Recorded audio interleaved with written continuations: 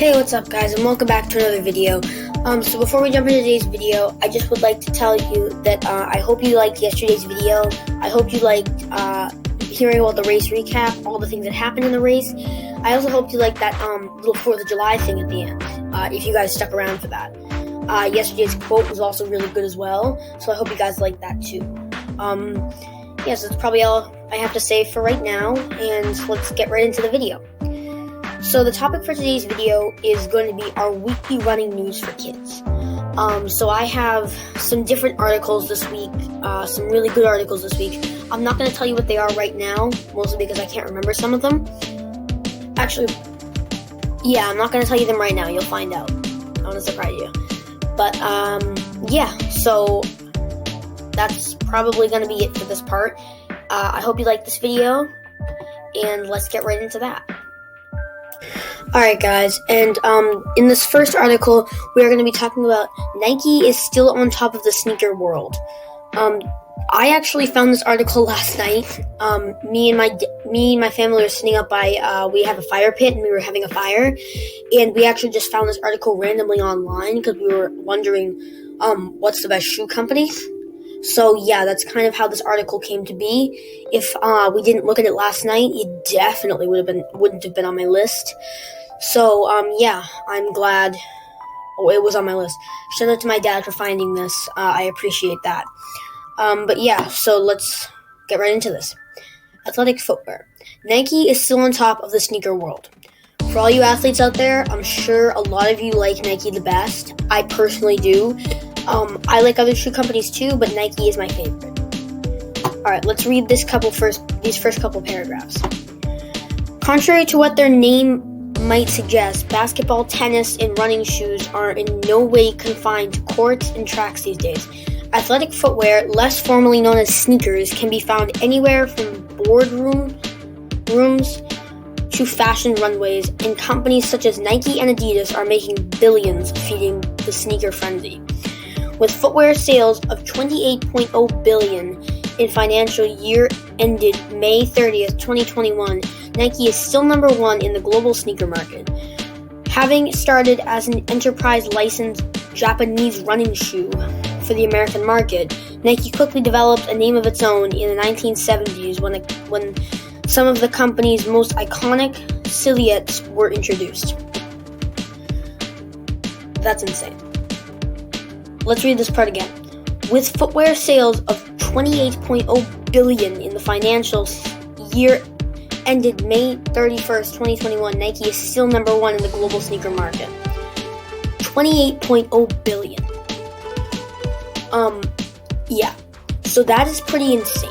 It's crazy that Nike developed itself in the 1970s, and it's only gotten better, and it's still on top of the sneaker and basketball and tennis world, as they just told you. Let's scroll down here for a second. Look at this chart. Nike is still on top of the sneaker world. So this is Nike, Adidas, Asics, Puma, and Under Armour. So this is Nike at $28.0 billion. Its closest rival is Adidas at $13.7 billion. Nike has over 10 billion more than Adidas right now. 10 billion. And Adidas is its second closest competitor. Now let's look at Asics. Asics has 2.9 billion. That's about... Adidas has 10 billion more. Nike has over 20 billion more than Asics.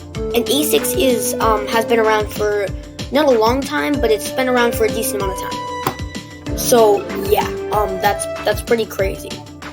And the Puma here is 2.9 billion. Look at Under Armour.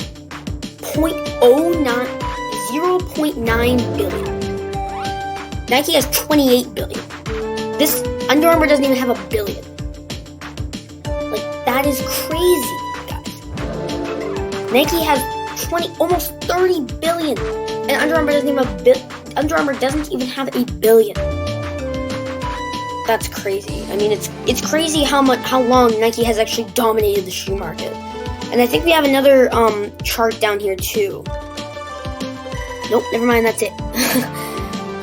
But yeah, I mean, this is crazy.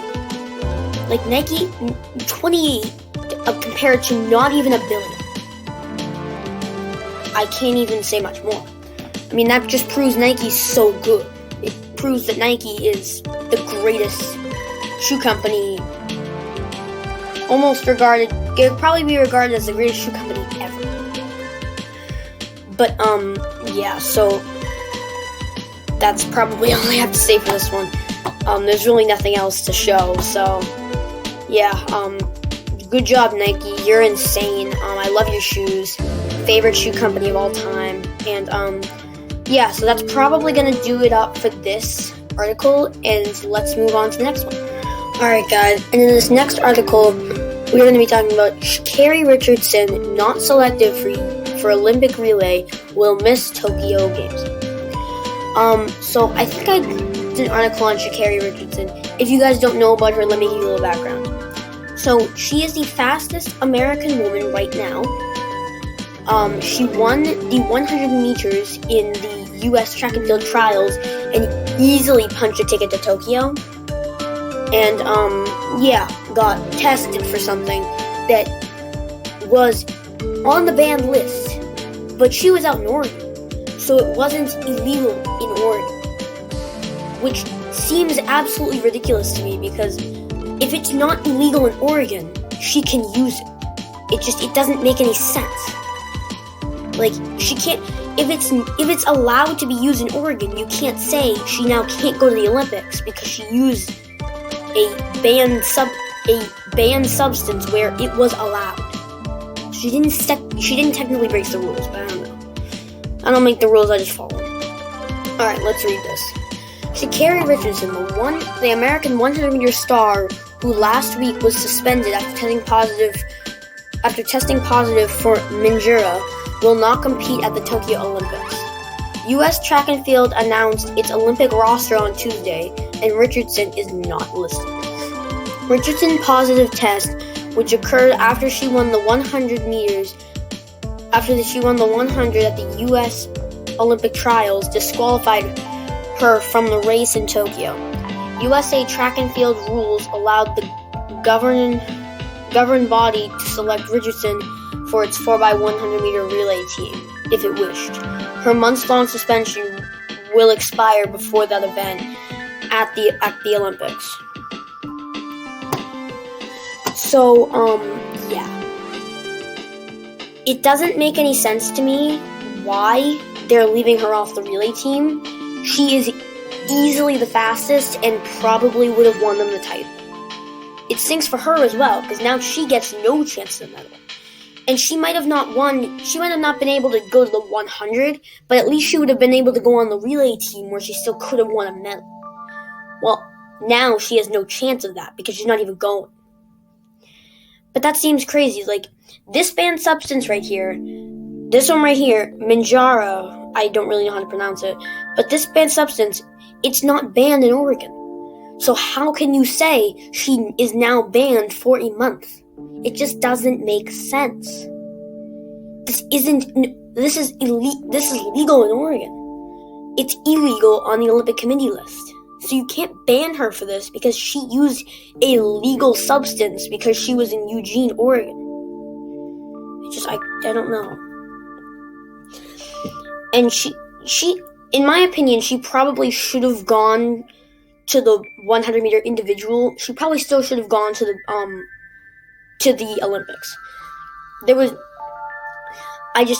You can't tell me that you tested someone positive for something that's not even legal in that place. So, I don't know. Yeah, there isn't much more to say. I'm sorry, Sha'Carri Richardson. I would have loved to see you run the 1 and the relay, but it's not going to happen. So, yeah, guys, that's probably going to do it up for this one, and let's move on to our last and final. Alright, guys, in this last and final article, we are going to be talking about Sydney McLaughlin breaks world record in 400-meter hurdles at Olympic trials. So, if none of you have heard of Sydney McLaughlin, let me give you a little background on her.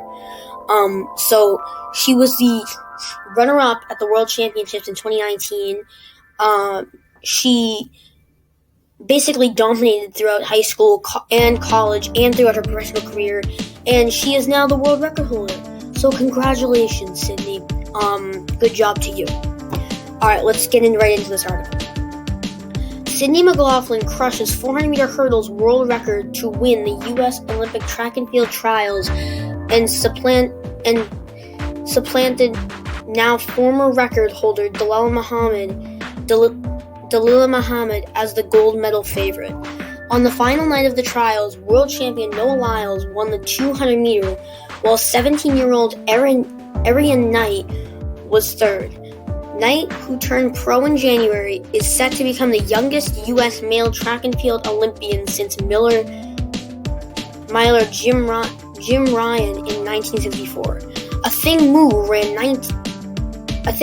19, ran the second fastest women's 800-meter in history. Rio gold medalist Matthew Centrovitz qualified for the 1500, but 2016 Olympic long jump champion Jeff Henderson failed to qualify.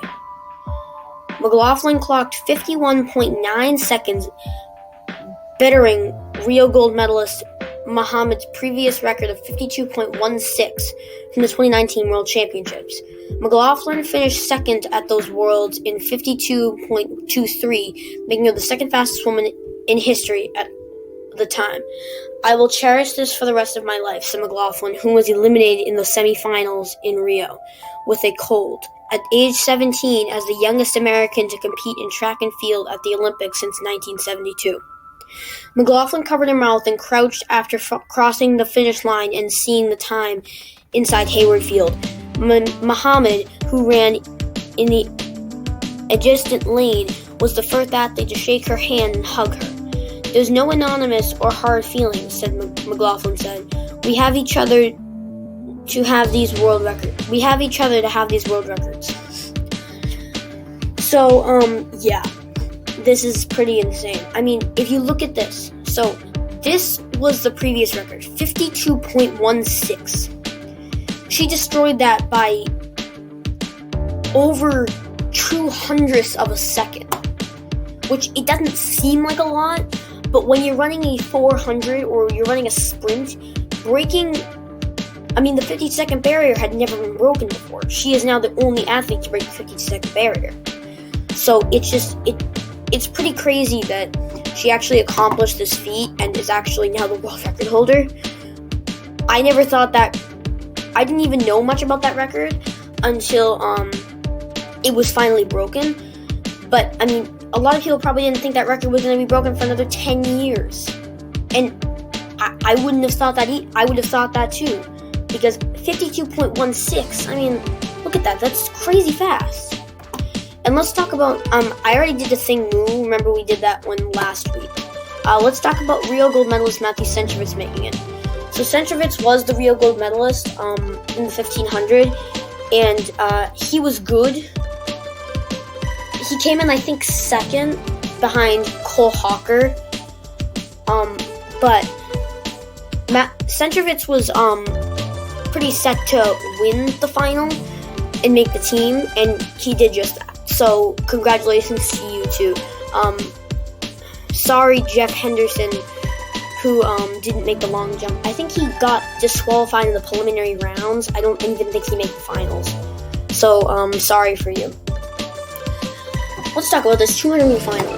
Noah Lyles wins 200 meters, while 17-year-old Erriyon Knight was third. Knight, who turned pro in January, is set to become the youngest U.S. male track and field Olympian since Miller Jim Ryan in 1964. That's crazy. This guy's 17 and made the Olympic team in third. You don't see a lot of people who were 25 making this Olympic team. Never mind people who haven't even. This guy didn't even go to college. I think he got pulled pro right out of high school. He was a junior in high school, and yet you just made the Olympic team. Crazy. Just crazy. Imagine not even being out of high school yet and being said, you have a deal with Nike and you now get to run in the Olympic trials to make the team. That's a big, big deal. You don't pass that up. So, yeah, congratulations to Erriyon Knight. And the Woman of the Hour, Sydney McLaughlin, congratulations to you. Dalilah Muhammad as well. You both made the Olympic team. Bring home some gold, some silvers, some bronzes. Bring home whatever you can get. So good luck to all of you, and do good at Tokyo. Alright guys, and that's probably going to do it for this last and final article. And yeah, that's probably going to wrap it up for the video. Alright guys, and I hope you enjoyed today's video. I hope you enjoyed talking about all these amazing athletes. I hope you enjoyed that Nike article as well. That was probably the most fascinating to me. It's crazy that Nike's been on top of the running market since like 1970, 1980. So yeah, and congratulations to all those athletes. Sorry, Sha'Carri Richardson, for not making it, but congratulations to Steve McLaughlin. Congratulations to Lil Muhammad. Congratulations to all the sprinters who made it.